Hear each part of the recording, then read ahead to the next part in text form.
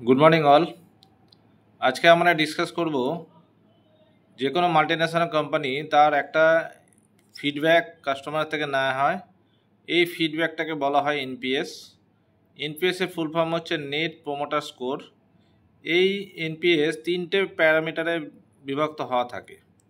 প্রথম প্যারামিটারটা হচ্ছে ডিটেক্টর, যেটা হচ্ছে 1 থেকে 6। তারপরটা হচ্ছে প্যাসিভ, যেটা হচ্ছে 7 থেকে 8। আর একটা হচ্ছে 9 থেকে 10 হচ্ছে প্রমোটার। বেসিক্যালি যে কোনো কাস্টমার যখনই কোনো মাল্টিন্যাশনাল কোম্পানি থেকে ইঞ্জিনের থ্রুতে যখন সার্ভিস নেয়, তখন এই সার্ভিসটা নেওয়ার জন্য প্রত্যেকটা কাস্টমারকে একটা ফিডব্যাকের রেটিং দিতে হয়।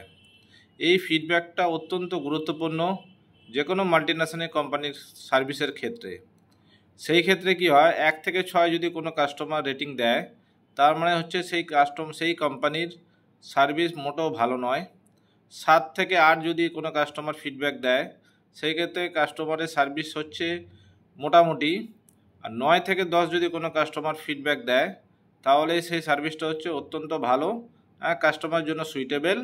আর কাস্টমার যেহেতু এনপিএসের এটা ডেটা, সেই ক্ষেত্রে কাস্টমার নেট প্রমোটার স্কোর মানেই হচ্ছে এই কলটা কাস্টমার কি করবে, আরও অন্যান্য কাস্টমারকে রিকোয়েস্ট করবে বা অন্যান্য কাস্টমার ইনফ্লুয়েন্স করবে যে এদের সার্ভিসটা অত্যন্ত ভালো, যেটা যে কোনো মাল্টিন্যাশনাল কোম্পানি এইটার উপরে বিবেচনা করেই ডিপেন্ড করে যে তাদের সার্ভিস বা তাদের কোয়ালিটি বা তাদের ইঞ্জিনিয়ারের ক্যাপাবিলিটি বা ম্যানেজমেন্টের ক্যাপাবিলিটি কতটা, তার উপর ডিপেন্ড করে।